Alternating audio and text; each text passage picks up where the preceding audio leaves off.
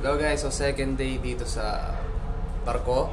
And guess what? First time ko makakita ng gumagawa ng, you know, yan, ice candy. So guys, anong flavor yan?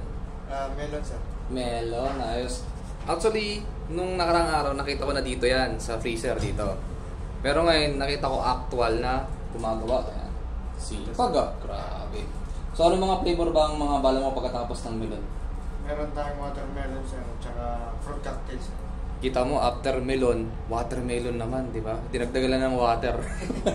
Ayan guys, so ayan. Yan, fresh fruits dyan sir. Yan, fresh fruit. Yan.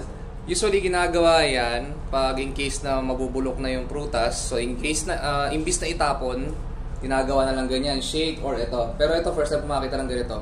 Which is, di ba, extra effort yan. Parang gusto mo ba ng maging assistant cook? Siyempre sir. Oh, yan. Sige, pag-uusapan namin yan. Okay guys.